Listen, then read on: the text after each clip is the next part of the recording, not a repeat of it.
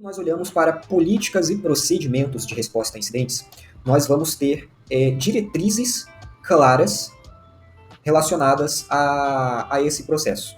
Então, quando nós não temos políticas, processos que vão guiar a gente, que vão nortear a gente em um momento de incidente, em um momento de crise, pessoal, não tem o que ser feito. Vai ser caos para todo lado, vai ser gente gritando, vai ser, enfim, o impacto vai ser generalizado.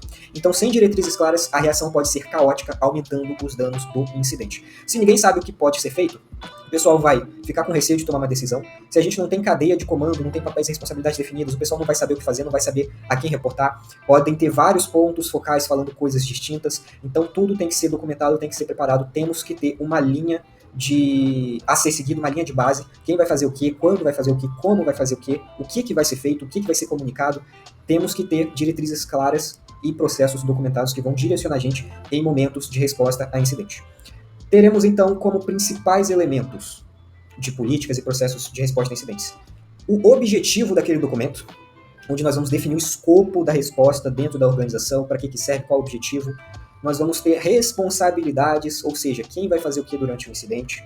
Classificação de incidentes. Se lembrem quando eu falei que um incidente não pode e não deve jamais ser tratado por ordem de chegada. Ele tem que ser tratado baseado nos critérios que foram atribuídos a ele, ou seja, os impactos que o incidente causou ou pode vir a causar, vai direcionar a gente na classificação e priorização desse incidente. Então nós temos que ter critérios claros para categorizar a gravidade dos incidentes e, consequentemente, guiar a gente na tratativa de cada um deles.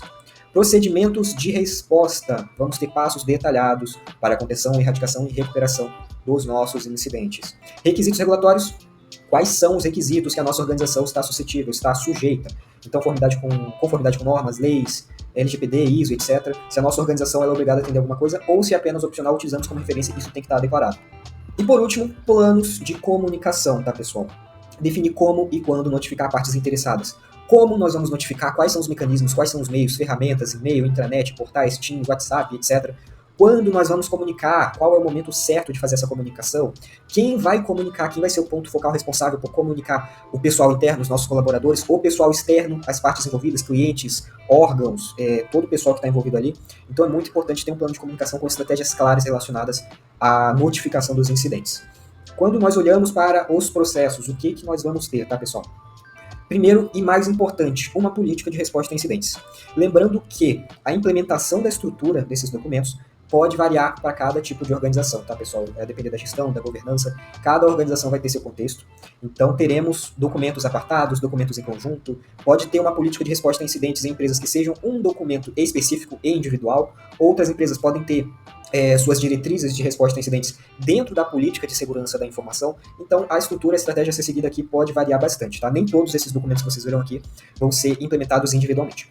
Então, quando nós olhamos para a política de resposta a incidente, é um documento estratégico que vai definir diretrizes gerais quanto à resposta a incidentes. Então, ela vai estabelecer o compromisso da organização com a gestão de incidentes, como eu citei anteriormente. Então, a alta direção, a organização, vai se comprometer com a gestão de incidentes, vai apoiar, vai suportar, vai disponibilizar recursos. A política vai definir papéis e responsabilidades de todos os envolvidos da organização, colaboradores, equipe de segurança, equipe de TI, equipe de resposta a incidentes, áreas de negócio, equipe jurídica, equipe de comunicação interna, marketing, etc. Vai definir o objetivo e escopo da política, ou seja, quem está sujeito àquela política. Definição do que é um incidente, isso aqui é muito importante, tá, pessoal? Os colaboradores precisam ter ciência dessa política. E eles precisam entender o que é um incidente de segurança da informação para que eles consigam reportar um incidente, que é o item de baixo, mecanismos para reporte de incidentes.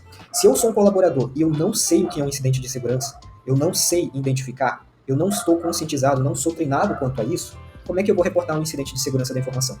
Obviamente, há casos em que possa haver negligência, eu presenciei, eu vi, identifiquei um incidente e não reportei. Se for comprovado essa minha negligência, consequentemente eu posso sofrer alguma penalidade por parte da organização. Então, varia bastante. Mas é importante que a política defina o que é um incidente, capacite e conscientize os colaboradores quanto a incidentes e apoie o mecanismo para reporte de incidentes. Então, na política também tem que ter mecanismos para a gente reportar. Pessoal que é interno, colaborador, como que ele reporta? Pode mandar um e-mail, pode mandar ir presencial para a equipe de segurança, tá no escritório, eu vou reportar para eles. Se é um pessoal externo, vai lá no site, manda um e-mail também, tem que estar isso descrito na política. E requisitos para monitoramento, detecção e resposta. Então, quais vão ser esses requisitos para a gente monitorar, para a gente detectar e para a gente responder ao incidente de segurança da informação. Seguindo, vamos ter o plano de resposta a incidentes. Esse documento ele já desce um pouquinho de nível, vai ser um documento um pouco mais tático. Nele nós vamos ter ali como a organização vai responder aos incidentes de segurança. Então nele nós vamos ter processos operacionais para lidar com os incidentes. Não são processos específicos, tá, gente? Esse a gente vai ver na próxima caixinha. São processos de nível tático, processos que vão direcionar a gente como nós podemos operacionar a gestão daquele incidente. Ele vai se alinhar à política de resposta, garantindo uma ação eficaz, vai trazer para a gente ali nas fases do ciclo de resposta. Então, como vai funcionar cada fase do ciclo de resposta, o que vai ser feito, como deve ser feito em cada uma dessas etapas, quem que tem que ser acionado, etc. Procedimentos detalhados para resposta a diferentes tipos de incidentes.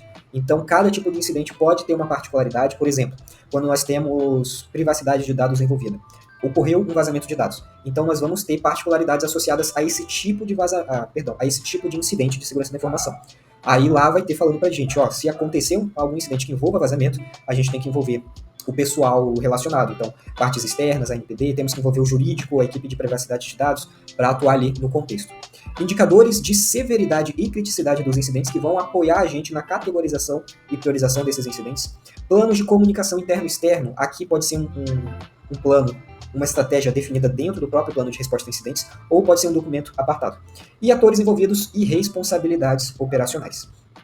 Depois nós vamos ter os playbooks de resposta a incidentes. Esses caras aqui vão trazer pra gente literalmente, tá, pessoal, um passo a passo. É o nível mais operacional possível. Ele vai trazer pra gente uma visão específica de um cenário, de um tipo de incidente.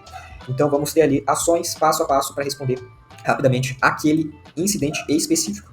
Então, se tivermos ali um caso de phishing, qual é o passo a passo que nós vamos fazer? Então, etapa número 1, acionar a equipe. Etapa número 2, identificar, analisar, entender o que aconteceu. Vai ser literalmente um passo a passo para que a gente consiga responder aquele incidente em particular. Então nós vamos ter ali um passo detalhado para cada tipo de incidente, ferramentas e tecnologias que são utilizadas naquele contexto daquele incidente, indicadores de comprometimento, possíveis exemplos, etc., técnicas de mitigação para aquele incidente particular, quais vão ser os procedimentos que nós vamos realizar para fazer o isolamento, erradicação e recuperação daquele incidente e um possível checklist para esses tipos de incidente, tá, pessoal? E por último, temos o plano de comunicação. Então, como eu citei, pode ser um plano apartado, pode estar dentro do plano de resposta a incidentes, pode ser um plano mais corporativo, mais geral, que traz diretrizes relacionadas à resposta a incidentes. A estrutura, a estratégia a ser seguida pode variar bastante para cada organização. Mas a ideia é que vocês entendam esses conceitos e tenham essas capacidades implementadas. Então, o plano de comunicação vai definir como as informações sobre o incidente vão ser comunicadas para diferentes públicos, ajudando a reduzir impactos reputacionais e cumprir obrigações regulatórias. Como eu citei, em alguns casos nós somos obrigados a fazer a comunicação do incidente, tá? Então, o que nós vamos ter lá? Critérios para escalonamento do incidente. O que aconteceu, se é só um evento, se é baixo, se é médio, se é alto. Cada um pode ter uma estratégia diferente quanto à notificação, acionamento, partes envolvidas. Modelos de comunicação interno. Então, para a diretoria, para o board, o que a gente vai comunicar? Para os colaboradores, para as equipes técnicas. Cada um pode ter informações diferentes que sejam adequadas às necessidades daquele tipo de público-alvo, tá, pessoal? Modelos de comunicação externa para clientes, fornecedores, órgãos reguladores e imprensa. Como eu citei, cada parte, cada público-alvo vai ter uma necessidade diferente relacionada àquela notificação, àquela informação. Então, cada um tem que ter apenas a informação cabível, adequada às suas necessidades. Responsáveis pela comunicação, quem que vai fazer essa comunicação, quem é o porta-voz, quem é o ponto focal, quais vão ser os canais utilizados, se é o site, se é o e-mail, se é uma intranet, se é o WhatsApp, se é rede social, etc. Quais vão ser essas estratégias relacionadas à nossa comunicação. Mensagens pré-aprovadas para acelerar a resposta, isso aqui é muito bacana. Tudo isso na parte de preparação, tá, gente? Em vez de nós criarmos uma mensagem na hora do incidente, nós já temos modelos que são pré-aprovados, inclusive, pelos gestores, pela gestão. Eles já pré-aprovaram essas mensagens, basta a gente disparar toda essa parte de comunicação para as partes envolvidas, tá? Então, temos esses documentos principais, a estrutura pode variar, sempre se lembre disso. Temos documentos de suporte disponíveis, baixem esses documentos, nós vamos analisar também esses possíveis documentos aqui. Então, sempre tenham em mente que a estrutura pode variar, mas a ideia é que nós tenhamos essas capacidades quanto à política, procedimento de resposta a incidente.